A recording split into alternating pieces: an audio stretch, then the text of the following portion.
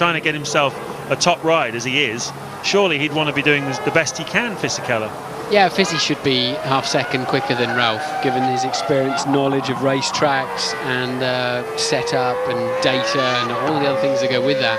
So, you know, it is pressure. It is difficult for Fisichella. He's rather painted in a corner at the moment without the car underneath him and time ebbing away rather quickly. Here's Jos Verstappen. He must be looking down the pit lane rather longingly at Justin Wilson, his teammate up to the British Grand Prix, who's now driving a Jaguar.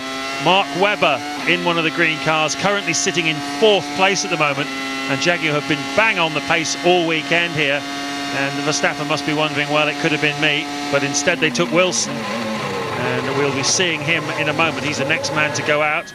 What's Jos Verstappen's first sector time been like? A 16.9, and that's the slowest, as you'd imagine, of anybody so far. Only just a little bit slower than Frentzen now.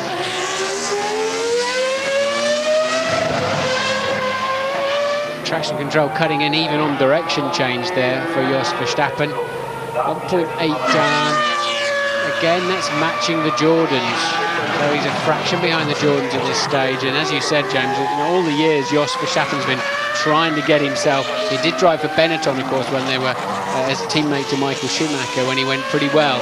But Wilson's come in, and after just a few races, had the call upstairs, and he is left manhandling this around, and just gets himself, in fact, fell away quite badly in the last sector. 17th out of the 18 runners. Ted has a line on Justin Wilson.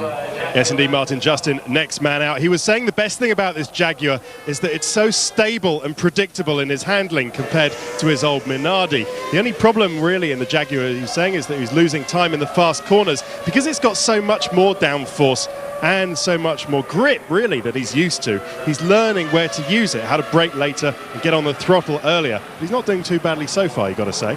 No, he's not had much time in the car, and for me this is the highlight of the weekend, really, by and large, other than the tremendous World Championship challenge we've got going on at the sharp end. But how quickly and how well can Justin Wilson